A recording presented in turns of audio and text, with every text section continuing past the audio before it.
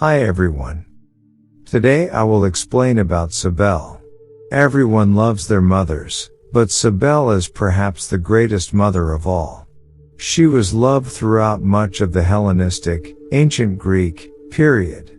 Cybele is a much-traveled deity, and it seems love for her transcended many cultural boundaries, as people of very different backgrounds all embraced her. Who is Cybele? Cybele is a great ancient goddess who originally hails from a part of the world known as Anatolia. Today, much of what was Anatolia is in the nation of Turkey. The people of Anatolia who worshipped her were known as the Phrygians, and were mainly mountain dwellers. Cybele's main attribute is that she is a mother. Rather, one could say that she is the mother. Eventually, she came to be seen as the mother of all gods and, ultimately, all life. That's a big job, so hopefully she got a truckload of Mother's Day cards every year. As the mother of all life, Cybele would control fertility and all aspects of natural life, from plants to animals. All living things were her subjects. In her original Anatolian guise, Cybele is also seen as a teacher of mankind and a guide to the world and those who live in it.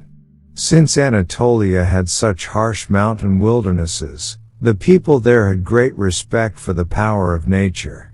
Cybele was seen as the one who decided whether mankind was spared the full might of nature. As such, she became known as the protector of civilization and cities, as long as they worshipped and respected her.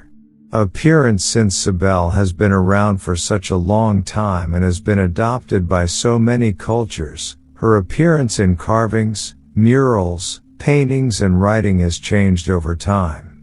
The earliest sculptures mentioning her were found in Anatolia and show a female figure giving birth on a throne. The woman is large and portly. This is typical of how fertility gods are depicted in cultures across the world. Later images show her as a motherly yet handsome woman in fine clothes. Often, she is shown with a pregnant belly.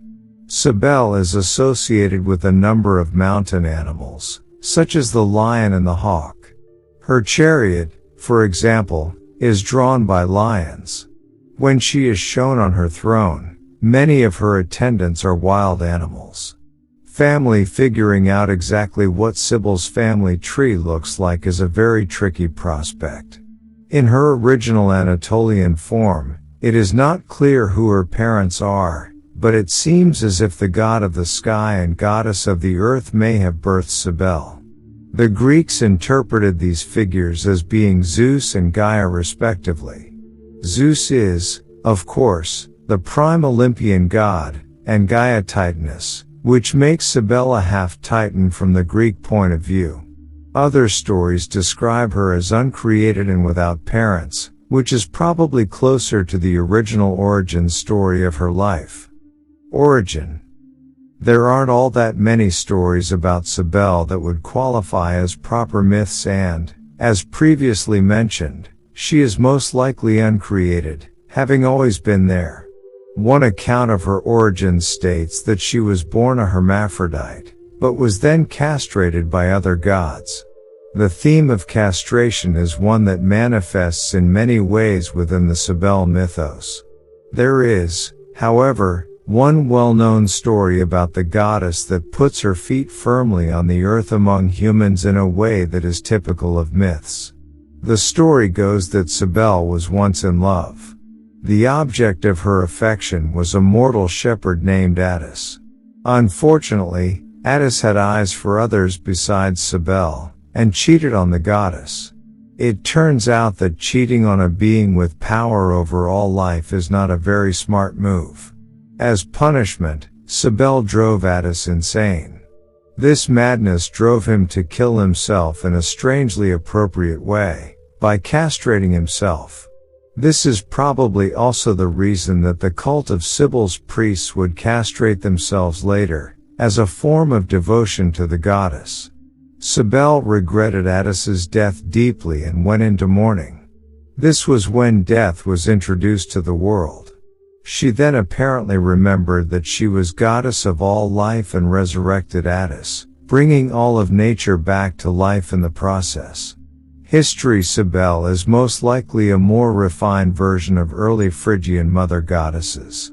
Artwork dating back to around the 8th century shows the plump figure of a traditional fertility goddess sitting on a lion-headed throne. Already at this point we see associations with lions, birds of prey and other wild animals. The Phrygian cult spread the Cybele beliefs to Anatolia as a whole and the rest of Greece.